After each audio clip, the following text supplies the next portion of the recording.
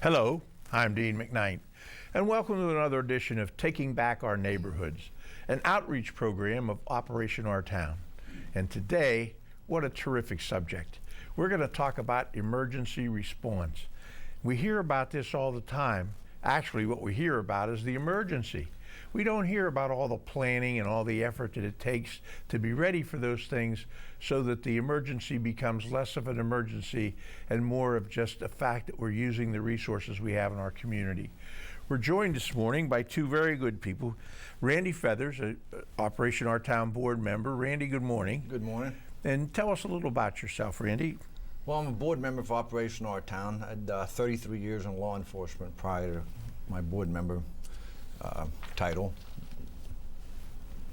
Okay, and we're also joined by Greg Moyer from the Association of Blair County Law Enforcement. Greg, welcome. Thank you. And nice to have you here. Thank you very much. The Association of Law Enforcement. Yes, the Association of Blair County Law Enforcement was actually created in 2004. It's a non-political, non-profit organization, and it's set up by law enforcement, foreign law enforcement. And I was the original president when it got started for about 10 years, and now moved into equipment and training officer. And we're talking about a project on a tactical vehicle we have today. In your background? My background, I have 26 years in law enforcement, municipal law enforcement and federal law enforcement also. And a lot about tactical vehicles and tactical equipment instructors and so forth. K-9 officer for a while. A lot of law enforcement background. And your members include? Members include for Association of Blair Law Enforcement is all federal, all state, all local, and basically all law enforcement in the entire community. Anybody who's in law enforcement can be a part of this? Yes, sir. So we have some communications back and forth. That's a good thing, isn't it? Oh my, yes. Randy, tell us about Operation Our Town, and you're on the board. How did Operation Our Town get involved in all this? Well, Craig contacted me and told us about a problem that we had. I was familiar with their equipment, and I'm familiar with all the Blair County equipment that we have for emergency services. And the problem we're having, as they explained to me, we have these wonderful cars, trucks, like we're going to talk about today. The one we're talking about today is $250,000. And we were able to get these trucks through numerous grants and some hard work by a lot of people, including Craig. But now the problem is these trucks are a couple years old. We're starting to run into maintenance problems. And this is something that we hadn't thought of before. This truck in particular is worth $250,000. Now we're looking at about a $20,000 bill for the engine at this point, and tires and other type things. So what Operation Our Town decided to do, we tried to spearhead a campaign that we're able to raise. Our goal is $50,000, and we want to put this in a bank where it can be assessed for the maintenance of all the trucks and so forth in Blair County, not just this one, because we suspect the other ones. I know Logan Township has ones, 911 has access to one. We want to make sure they're ready to go. Now, in this day and age, we have massive shootings. I just saw we had one in over by Pittsburgh last night, for example. But they're coming like crazy, and Blair County is not immune to this. With the new terrorist problem we're having, coupled with the old problem we had with the schools, kids coming into schools, now we're having massive shootings like the one last night I talked about. We have to be ready, and we want to make sure our law enforcement partners have all the equipment that they need to protect us in this community. How has the drive started yet? Informally it had. We're actually going to try and kick it off next month, but we've already started. We did a talk yesterday at our breakfast, and we were able to get almost $13,000 yesterday morning, for example. Yeah, so we got a wonderful start on this. I mean, I think the public's going to respond to this because we see this, unfortunately, on TV every day. What a community we have. Oh, we do a great What a community, standing behind things. Greg, let me get back to you. We've heard some talk about this truck. I didn't see it parked in any driveways. Tell us about this truck. Well, actually, I have a picture of the truck right here. I can give you a little information on the truck right here. The truck was donated to us from Brinks Corporation. It was already an armor-plated truck. And with the good help of the good citizens of Blair County, we were able to turn it into a tactical truck.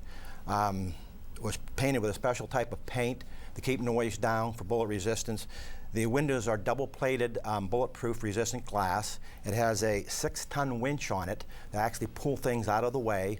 It has a 6,000 DC to AC inverter for equipment. It has these striker lights mounted on the top there. They can reach out to 1.5 miles and can be controlled by the officers outside and away from the vehicle. It also has, I don't know if you can see, it has cameras mounted all around the vehicle, and they are capable of recording and seeing what is going on outside the vehicle. And we can, if we give you permission, you can dial in with a cell phone and be in another county and actually see what is going on. The truck is capable of carrying up to 14 people in full tactical gear inside the truck to transport them to a scene. Also, it has running boards along the truck the whole way around the truck, which is capable of holding 12 fully tactical geared officers that can come and go and on and off the vehicle very fast. The truck is equipped with 4 different doors to enter and come in and out of the vehicle. It also has a mounted spotlight in the back, and the truck is also set up so we can operate a helicopter drone that we have from the truck that can fly out to 2 miles and be monitored from the truck inside to see what's going on. We have all that stuff right here in Blair County. Yes, sir. That's so.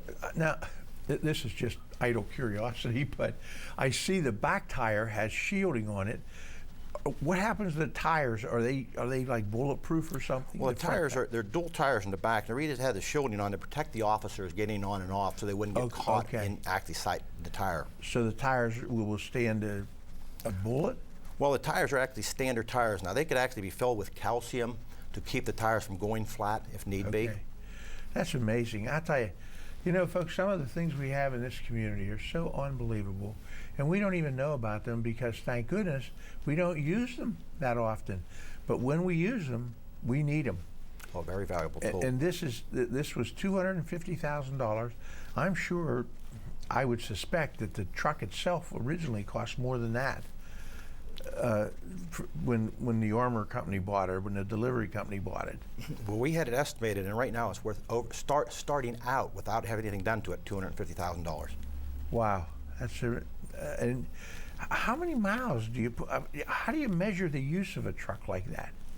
Well, the use of the truck, really, it's hard to measure something like that because the truck is set up to save lives. So I don't know how you could put a value on something that it has to go into harm's way and is actually set up to protect officers and the community, where we could actually go into a situation like Randy had stated with active shooters and terrorist acts on the rise. This is truly an asset that Able have here to be able to actually go in and save lives. Now, and that truck would be in Altoona, Logan Township, any of the townships or wherever there was an emergency? Yes, wherever emergency needed to be, the truck would be able to go. So that's pretty much an area resource. Mm-hmm. Yes, sir. And so we should have area support for it. Oh, yes. And keep that in mind, folks, that we need area support for these kind of things because they're good for all of us. Who knows when something crazy is going to happen? And I guess it really wouldn't have to be necessarily a police action. It could be anything, right? Oh, yes. It could be used in search and rescue. Looking for a missing child out there. The truck can be actually taken and driven and parked set for a long time. Escaped convicts, a lost hunter in the woods. We could actually use it and use the helicopter drone to go out and search using this as a base station. Do we have do we have to be trained to do this? Can only certain people operate it, or can anybody? We already set up and did training years ago. We had so many different officers from each different police department. We had sent out letters, and anybody that was interested, they all showed up and had to take a driving course on the vehicle to be able to operate it. That's wonderful. I'll tell you what, sometimes the things that happen in this community just amaze me, that people get together. I congratulate you, Greg, for helping to put this organization together. I'm sure there were some other people, but you seem to be the spearhead of the thing, and congratulations to your foresight. And Randy, I'm sure your knowledge of law enforcement, that has to be a good thing for our area.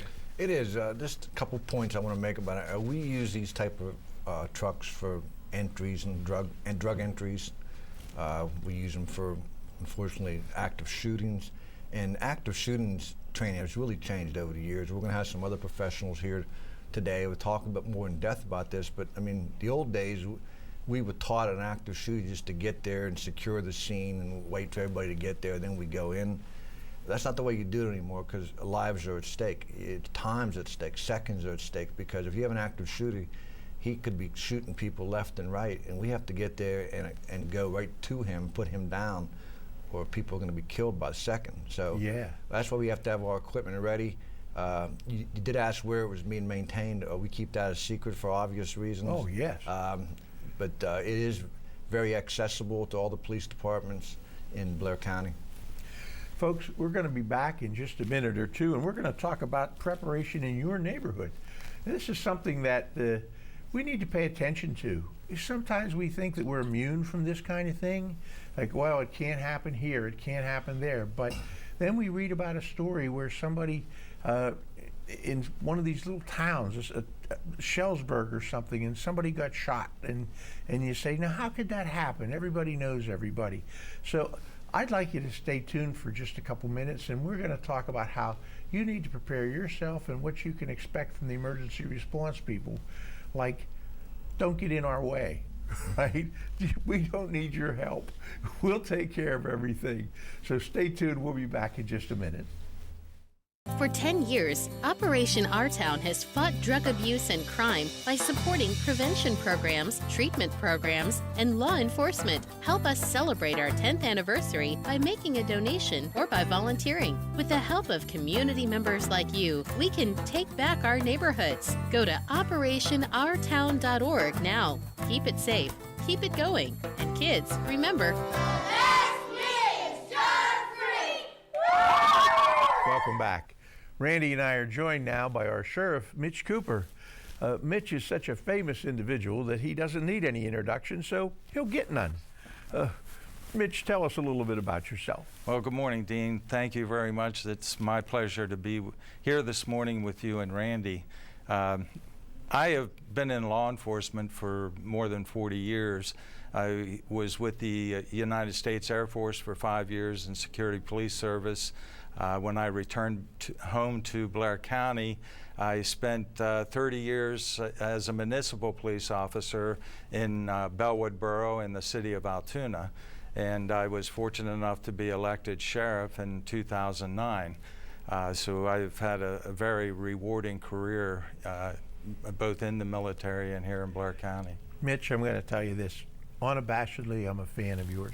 Well, thank you. You bring a lot of professionalism to the program, and you represent us well. And a lot of people don't think about the fact that to many communities, you represent Blair County. You are I guess, the biggest law enforcement group.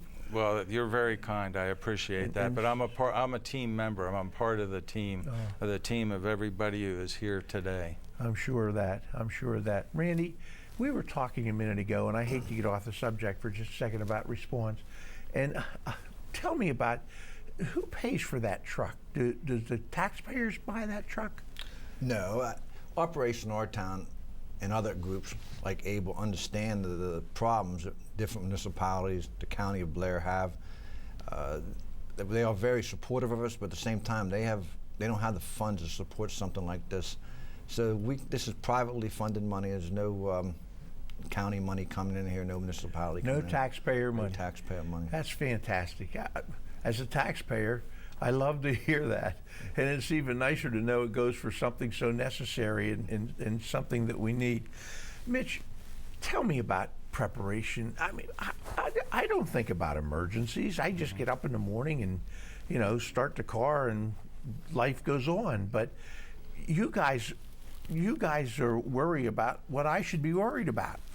Right. Well, my most important advice to anyone, and I've repeated this numerous times at neighborhood watch meetings, the most important thing anybody can do in their neighborhood is to be aware of their surroundings. And if you see something that just looks out of line to you, any type of suspicious activity, call law enforcement, call 911. I've had a lot of comments from folks who say, well, I'm not sure what's going on. I don't want to bother the police for something that's really innocent. That's our job. Our job is to respond, check out the situation. I would much, and any law enforcement officer would agree with me, I'm sure, much rather would respond to a false alarm and check the person or the situation out to find that there's no criminal activity, rather than someone not reporting it and we end up with a serious criminal incident in a neighborhood.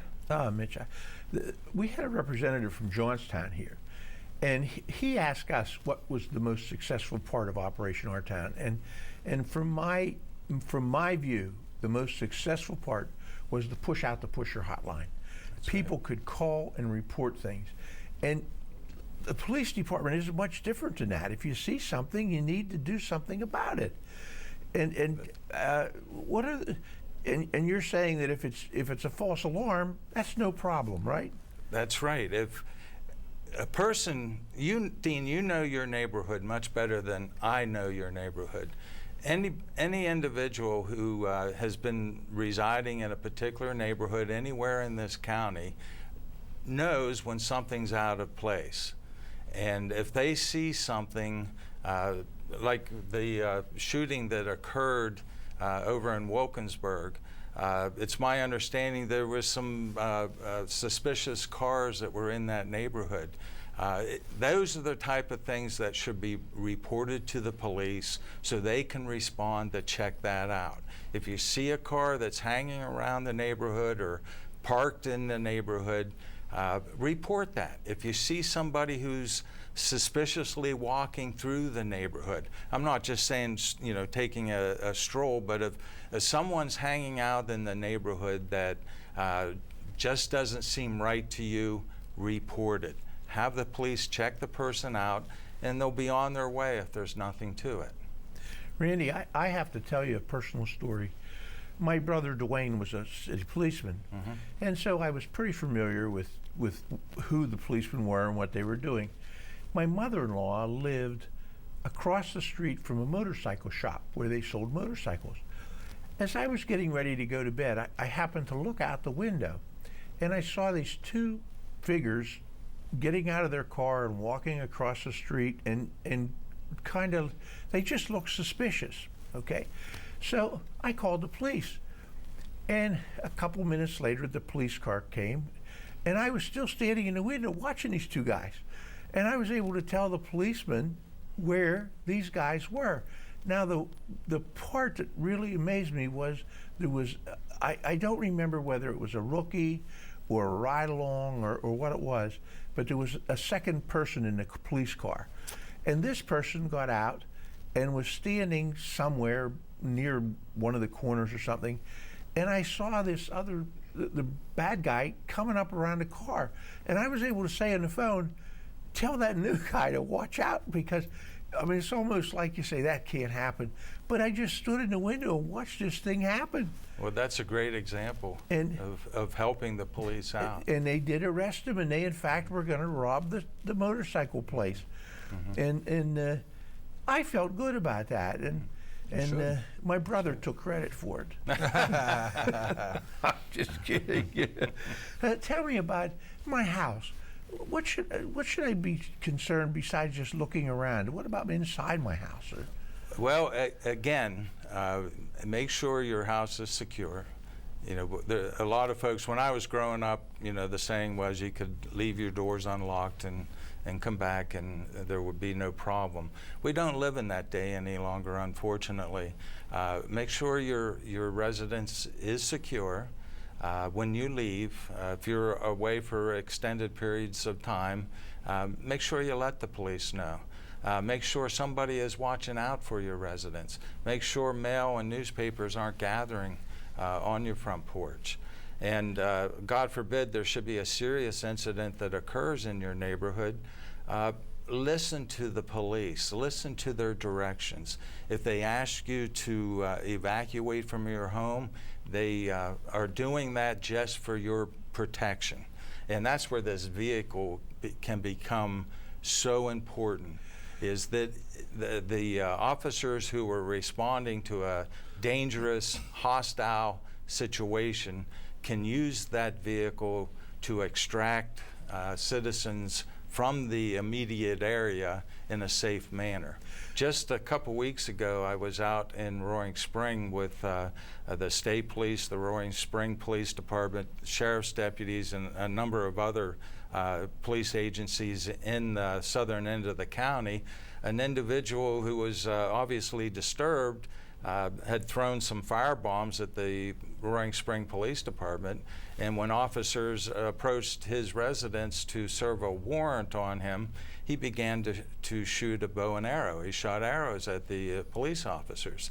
A ballistic vest will not stop an arrow, and that vehicle would be a very valuable tool to assist law enforcement in that situation. Fortunately, the state police were able to talk this guy out of the residence just as they were preparing to get that type of toll engaged. I remember reading about that incident. That had to be a little scary, looking at somebody with a bow and arrow. Well, the point is that those incidents happen, and they happen here in Blair County. Mitch, I don't normally think of the state police or the sheriff's department as initiating these kind of aggressive assaults, so to say. So how does this truck help you? Well, we're involved every day in serving arrest warrants. We serve civil processes such as a protection from abuse order, a PFA. We're ordering, pursuant to the PFA, a person to leave their house, and we may have to confiscate their weapons. So the deputies are faced with that situation on a daily basis, not to mention an eviction process. There were 2 deputies in Colorado recently killed just in the process of doing an eviction. So every time a uniformed law enforcement officer approaches a house, the individual inside that house, they know whether or not they've done something wrong. So they don't know why that law enforcement officer is coming to their house. And if they panic and use a weapon against that officer, these type of tools in that truck can be a very important tool for the safety of all involved. Randy, yes.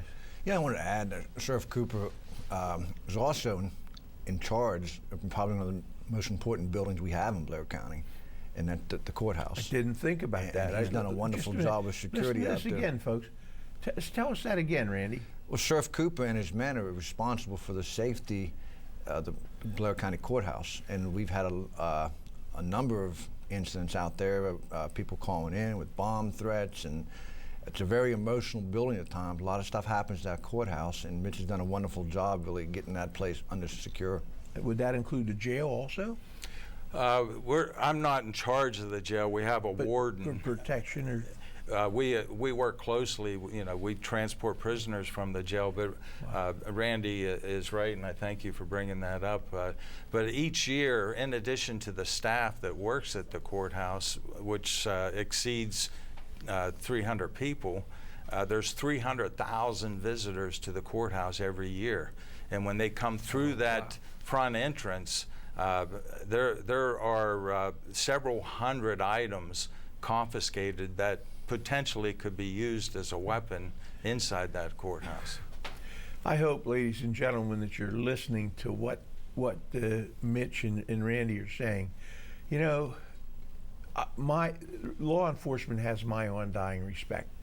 Nothing makes me more upset than when I see some of these TV shows and news articles from other towns, cities particularly, and they're saying, you know, we don't want the police here, and the police are mean to us, and this and that. And I say, we're blessed with some of the finest law enforcement groups. I can't imagine a group of people treating the rest of us with any more respect. I'm sure many of us have been pulled over for speeding tickets, and even then, they're courteous and kind. and the man says, "I'll see you the next time you're riding your bicycle," I believe he says it with a smile, because that's the kind of people we are. We're all neighbors here. These aren't somebody we shipped in from some state. These are our friends and neighbors that are enforcing the laws. They need us to help them. If you see something wrong, make the phone call. Better be safe than sorry, for all our sakes. We'll be right back. For 10 years, Operation Our Town has fought drug abuse and crime by supporting prevention programs, treatment programs, and law enforcement. Help us celebrate our 10th anniversary by making a donation or by volunteering. With the help of community members like you, we can take back our neighborhoods. Go to OperationOurTown.org now. Keep it safe, keep it going, and kids, remember,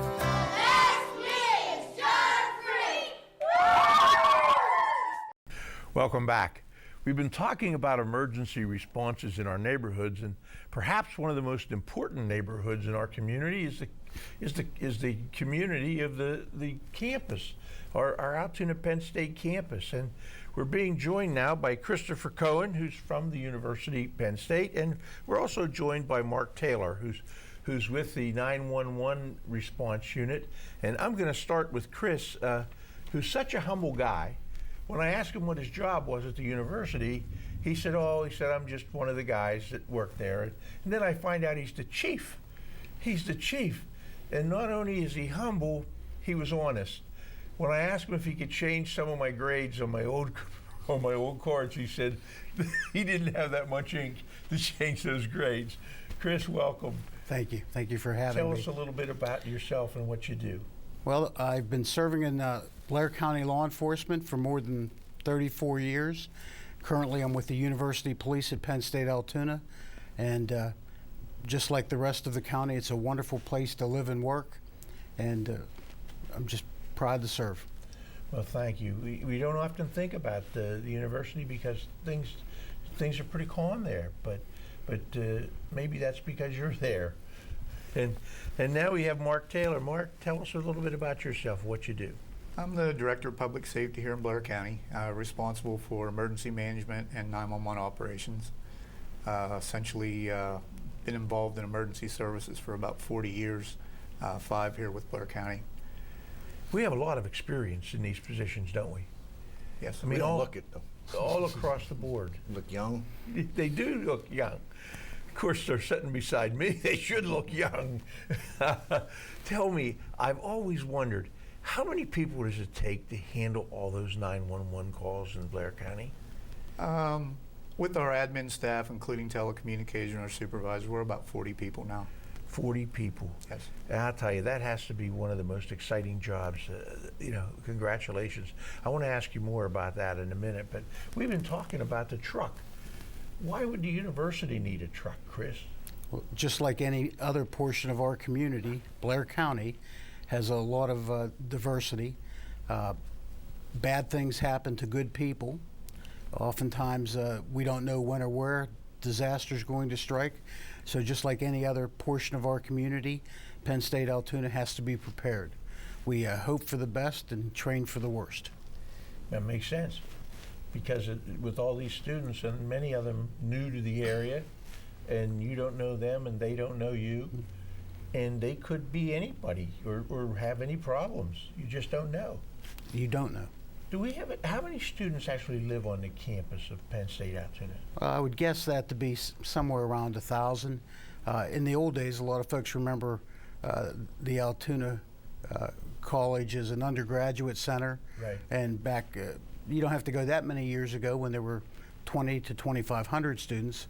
Right now, we have a active student body of a little over 4,200 people. Wow, that's fantastic. Right. So, and the university is a large employer, and as Mitch and everybody in this room knows, a portion of the Penn State Altoona campus is in downtown Altoona again. They went back to where they started. Boy, that's wonderful. Now, do you have any responsibilities in downtown Altoona? Yes, we do. Those are any premise that is owned, operated, or rented or leased by the university comes under our So jurisdiction. like the Sheets Entrepreneurial Center? And Right, that's ours, and we maintain that. Chris, I've made a Police that. statement on this show before. what a wonderful feeling it is to drive down 11th Avenue and see young people walking around and doing, what a way to revitalize a city is to bring young blood in and have them there. And I didn't realize you guys had any part of that policing effort. We do. And just like this truck that we're talking about today, a lot of the activity that's occurred in downtown Altoona and at the campus was born of an entrepreneurial spirit. It was the private donators that saw the need and helped fill the void. Now, tell me about, there's housing, campus housing, or not campus housing, but student housing just off your premises. Is that correct? That's correct. Now, when the police have a problem there, how do you interact with those police, or do you not? On an officer-to-officer level or person-to-person, we get along fine with all of the other agencies. And whether it's Altoona or Logan Township, which both border the university premises, if they need assistance, they call us. If we need assistance, we call them. It's a very reciprocal effort. How many officers do you have? We have 9. 9 officers. 9 full-time officers. That's, it's a wonderful place, that beautiful campus. It's such a terrific part of our community. It's idyllic. And what kind of emergencies could we? I mean, all we ever think about is a shooting. But there's all kind of things, right? There's fires and gas leaks and. Right.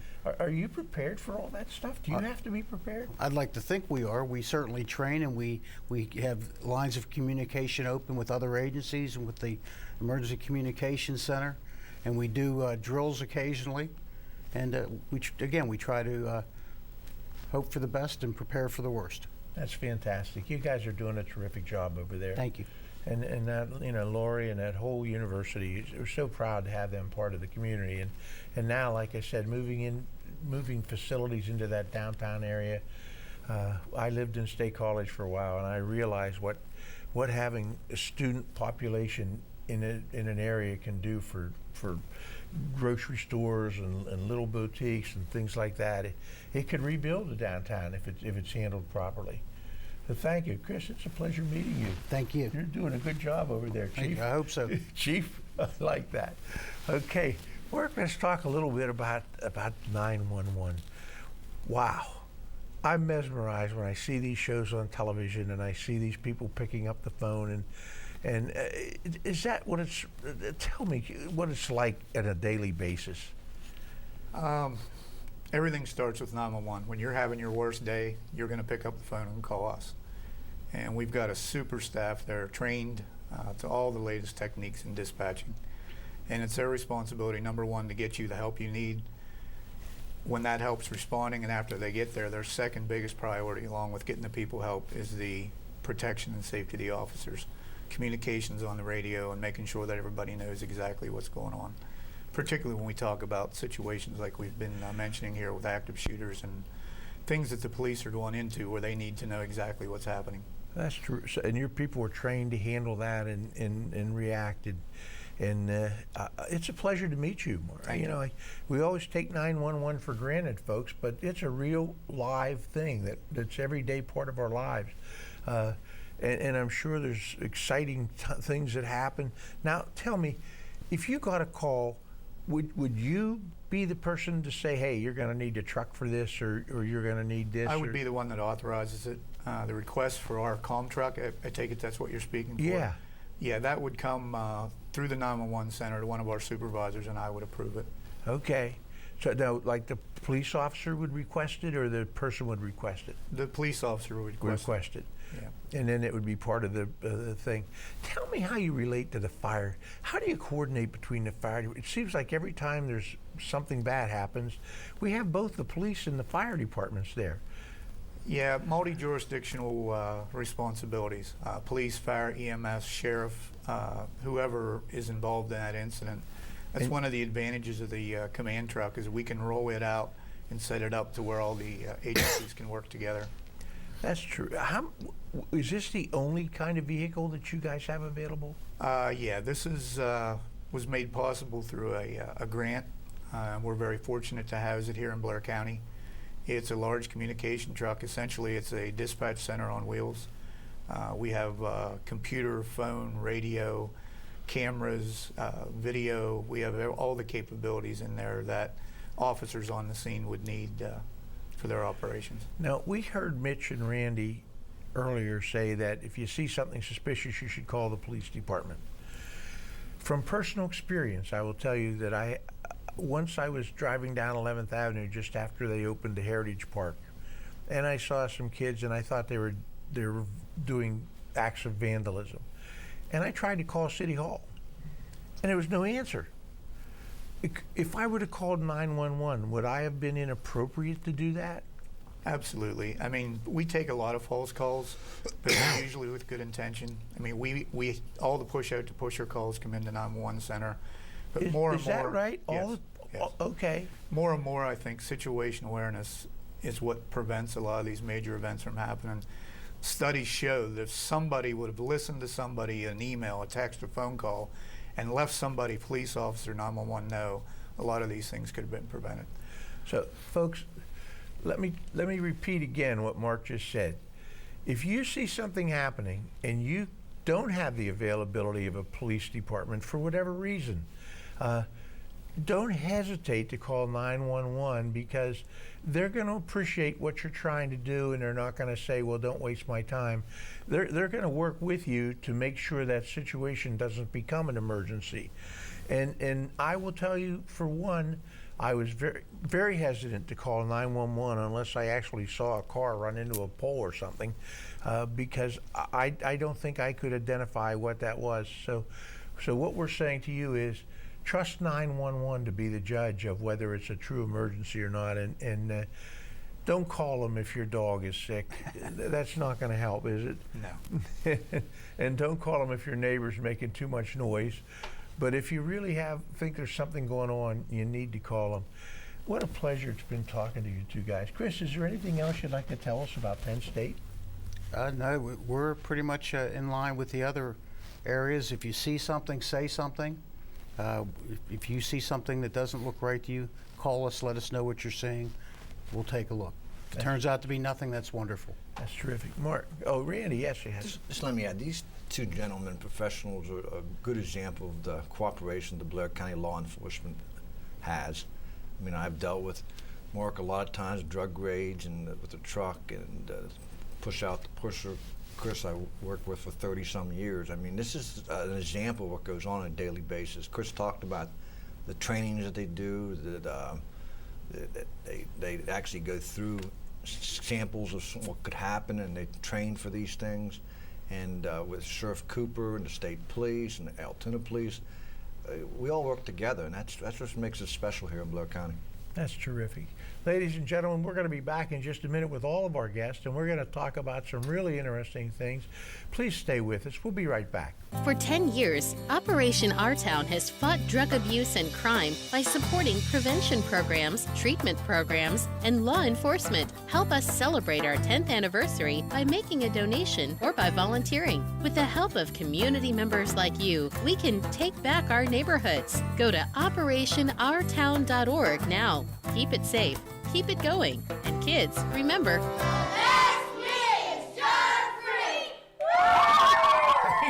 I have to remind myself of that sometimes. We were talking about a very important subject today. We talked about the truck. We talked about cooperation in the law enforcement agencies. But what we didn't spend a lot of time on was the money that needs to be raised to keep these things in good maintenance.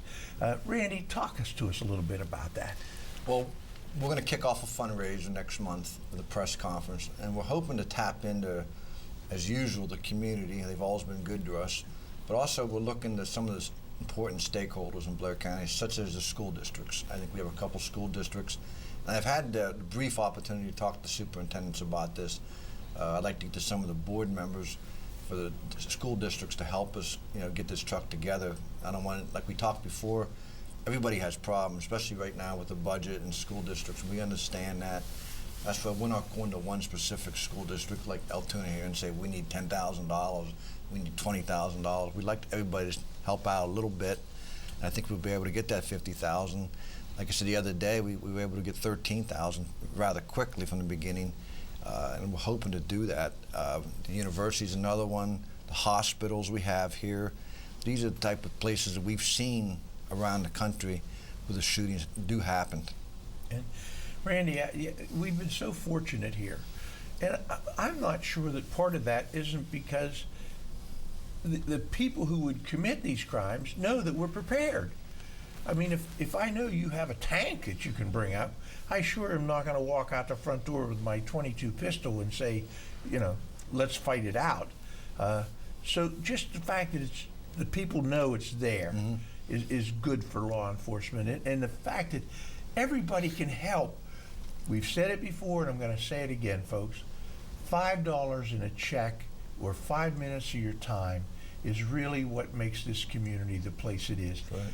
Send a little money. At my age, no saving for me anymore. I just try to spend it as fast as I can. And to tell you the truth, by the end of the month, I'm broke.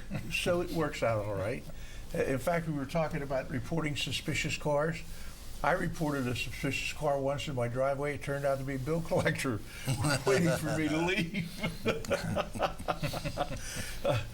Mitch, tell us about, is there anything else we need to be aware of in the community? Well, we're very fortunate here in Blair County. Blair County, the citizens of Blair County are a very giving community.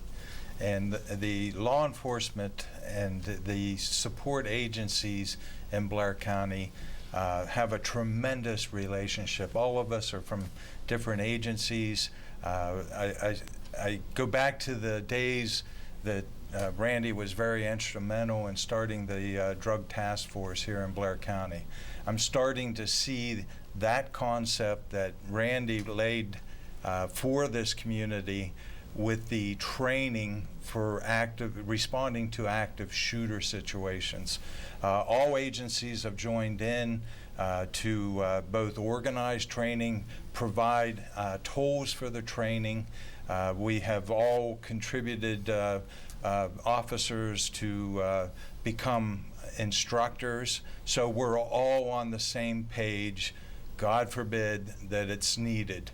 If there should be an active shooter anywhere in Blair County, I'm very confident that the law enforcement officers in Blair County are trained to handle those situations. And somebody that I don't think that I've given enough credit to, and I'm not sure the community even knows.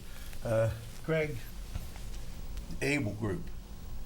What a terrific idea and what a wonderful concept to bring these law enforcement people together so they're all communicating and talking to each other. Congratulations. Thank you very on the much. job Now, well it's not only me, like Mitch said, it's everybody. And without the community's help, Able wouldn't be going anywhere. And without the good officers all pulling together to make this happen, and Able wouldn't exist. So I have to thank all these guys here and all the people in Blair County for helping out. Now, are you funded from an outside source, or do you fund yourself, or how does it work? No, we apply for grants. Our town has helped us on many incidents, on many programs that we set up for training for law enforcement officers. And again, if it wasn't for the community, Able wouldn't exist. They've always stepped up to the plate and helped us. Like I said, Blair County is an outstanding place to be. Another example of our town. You know, what a circle it is, folks. Business people helping law enforcement getting together to help eliminate the drug problem, and even do the treatment programs to try and get people off of drugs. The communities are safer, and we all survive in a better community.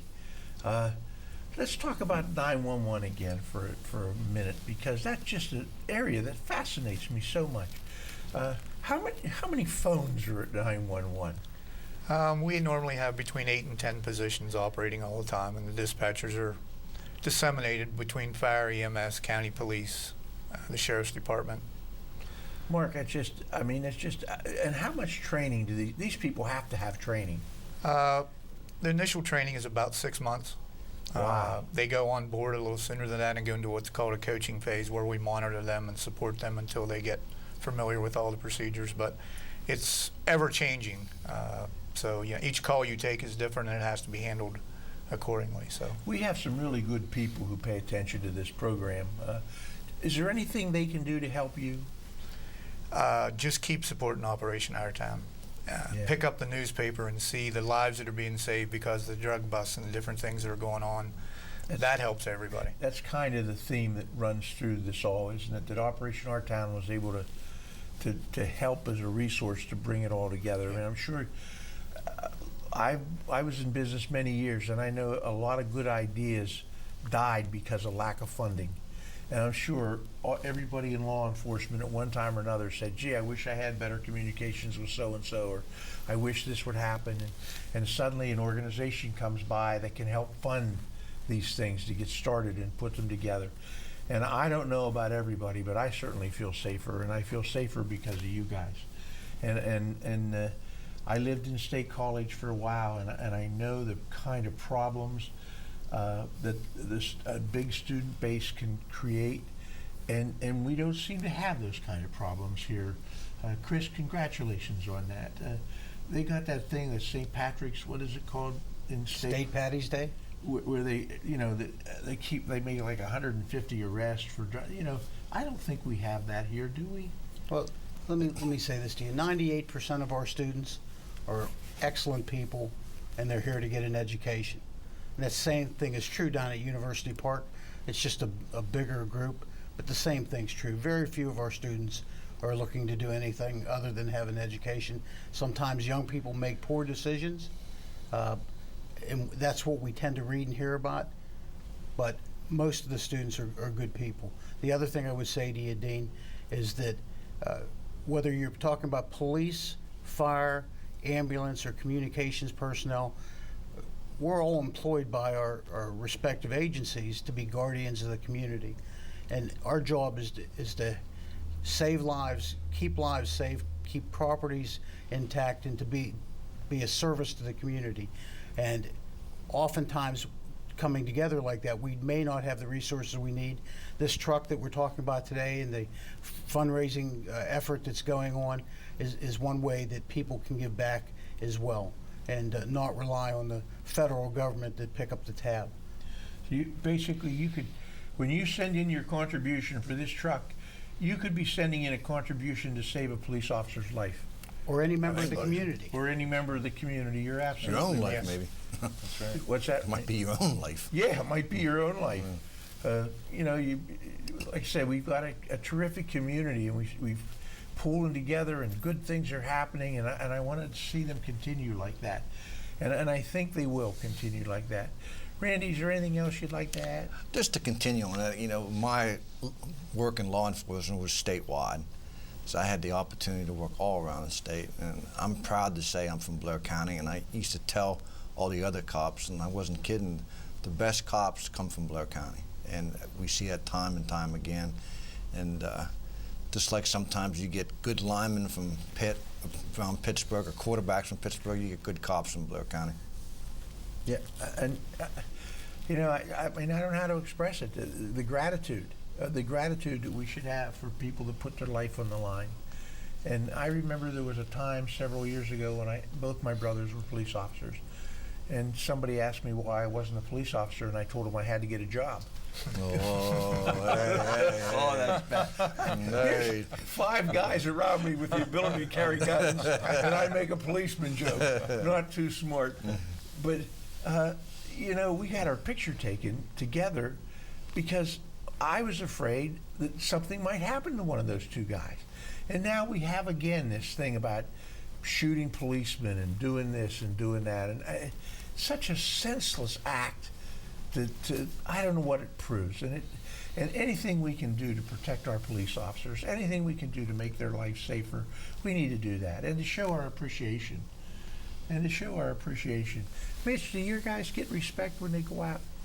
You're sure? Yes, that's another fortunate aspect of Blair County is I see the community respond time after time after time in Blair County, supporting law enforcement and emergency services, fire departments. An example is the bomb dog that we have with the sheriff's office. Not one tax dollar was spent on bringing that dog to Blair County and maintaining that dog over the last 3 years. That has all been through donations from our community. That's another valuable tool that has been used on numerous occasions. Lily has responded to reports of potential bomb threats throughout Blair County. And that is a service that has been provided by the community, by donations. And we've seen that, and I've seen it for more than 30 years. Mitch, you should have brought the dog with you. She's a much bigger star. The dog would have been better looking than any of us. Anyhow, it's been a terrific morning. Who has something they want to add? Greg? Well, again, like I said, I'd like to thank the Blair County community for always supporting us and all the programs we did, in our town especially. They've always stepped up to the plate in any project we've ever brought forth for Able. And Chris? Just like to say thank you for the opportunity to serve. Well, thank you guys so much. I just like to say something to the people for just a minute. You're seeing 5 of the finest people we have in this community. When you see them on the street, do you ever think about stopping to say thanks? Sometimes when you see that police officer in there having a breakfast, do you ever think about picking up the check? I know they'll say no, but you know what? They'll appreciate the fact that you just recognized that these people are valuable to the safety, and not just when we're not having shootings in the community. Not only do people feel safe, they feel happy. They're able to go out and shop and do things. They don't have to worry about their children being in the street. We have a community here that's worked together. Such a precious place to live. Why don't you show your appreciation? Send a contribution, thank somebody. The sheriff's deputies, I will tell you the truth. Very often I see sheriff's deputies and I don't take time to really realize that they're like, they do a duty that is dissimilar than somebody just out stopping you for speeding. But it's a valuable thing they do. This protections from abuse. That's got to be a scary thing when you do those things. My brothers always told me that the worst thing a policeman could face was the domestic disputes. And you're facing the perpetrator of the domestic excuse. So I thank you so much. I'm going to ask you one more time, if you could change anything, Randy, if you could make one big change in the community, what would it be? Oh boy, I think this community is great. We've been talking about it all morning here. This is a very pro-law enforcement community. That I said before, our community is in love with our law enforcement officers here, and you don't see that in other areas. They should be. Mark, how about you? What would you like to see happen? Basically, everyone just understanding the importance of situation awareness and supporting these kind of programs whenever they can. It makes us all safer. Mitch, do we have enough police officers? Well, you never ask an administrator if we have enough police officers. Well, that's why I asked. We can always use more police officers, but I believe we are utilizing the resources that we have to the best of our ability, and that's everybody around this table. And I thank God for the past 10 years for Operation Our Town. I saw the potential for our community 10 years ago taking a different direction, a direction where we would be seeing violent crime on a regular basis. Operation Our Town has stepped up to assist this community where we can live in relatively peace and safety. Oh, I believe that. I believe that. And when I see people walking in the streets, and I'm going to tell you, the interesting thing is, I don't see a lot of policemen, but they're there. There's people out there working. What about it, Greg? Is there anything you could think of? Mitch pretty much said it all. I would just like to thank all the law enforcement people out there for the good jobs they do, and these guys up here for the outstanding job they do protecting this community. And how do you communicate with all these people? Well, we have monthly meetings. I mean, I can pick Mitch up and call him anytime, and he's always there. Hey, what do you need? Or ask him questions. Randy's the same way. Like I said, without our town, we'd have a hard time keeping So you guys actually get together and talk about, we having a problem here, we having a problem there, or can we solve this problem? Or Yes, we have in the past. Like I said, we have meetings, and Mitch has made quite a few of them. Randy's made it to them. Law enforcement meetings that they have, our town has. they all come together and talk about different situations to actually improve the community and help the community. That's wonderful. Chris, what do you see the future over to university, over to campus? Well, the university is just another part of this community. It's a wonderful part, and it's an idyllic place to work. But I would tell you that the groups represented here today don't operate in a vacuum. Blair County is so blessed to have open lines of communication that other counties don't have. Whether we're talking about Judy Rosser's group, The recovery group? well, counseling and recovery, yes, or whether we're talking about nonprofits like Contact Altoona or Family Services. We have a lot of these agencies that talk regularly. So do we have differences? Yes, we do. But we work together, we communicate, and we try to solve the problems of the community for the community's sake. And I'm just so thankful to be here in Blair County where that's done. Thank you guys so much. What a show it's been, ladies and gentlemen. I hope it's been as much fun and as interesting for you as it has been for me. I've learned so much from you guys. Thank you for staying tuned and keep watching this show because you'll be a lot smarter citizen because of it. Thank you.